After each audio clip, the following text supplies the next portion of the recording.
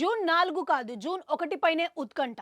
దేశంలో సార్వత్రిక ఎన్నికల పోలింగ్ ఇప్పటి వరకు 6 దశల్లో పూర్తయింది. మరో దశ పోలింగ్ జరగాల్సి ఉంది. అది జూన్ 1న జరగనుంది. ఇక ఎన్నికల ఫలితాలు జూన్ 4న తేలిపోనున్నాయి. ప్రజలు ఎవరికి పట్టం కట్టారు, ఎవరిని అందలం ఎక్కించారు, ఎవరిని దించేశారు అనేది జూన్ 4న తెలిసిపోతుంది. దీంతో జూన్ 4పై సహజంగానే చర్చ ఉంది. అయితే దీనికి మించి ఇప్పుడు జూన్ 1 కోసం ఎక్కువ మంది వేచి ఉన్నారు. ఎవరిని కదిలించినా జూన్ 1 ఎప్పుడొస్తుందబ్బా అనే మాట వినిపిస్తుండడం గమనార్హం. దీనికి ప్రధాన కారణం ఆ రోజు జరగనున్న 7వ దశ ఎన్నికల పోలింగ్ అనుకుంటే పొరపాటే.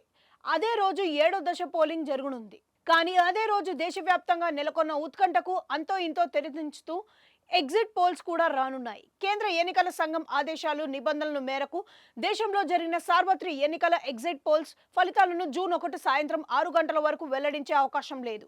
ఇదే ఉత్కంఠకు కారణంగా మారింది. జూన్ 1 సాయంత్రం కోసం అందుకే దేశం మొత్తం ఎదురు చూస్తుంది.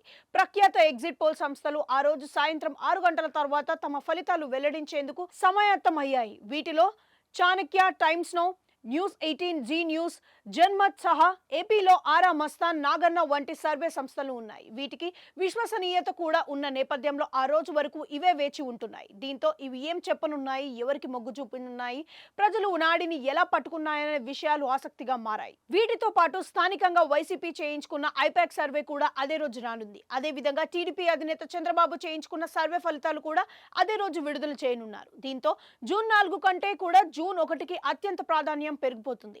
అందరూ కళ్ళు క్యాలెండర్ పైనే ఉండడానికి కారణం ఇదే.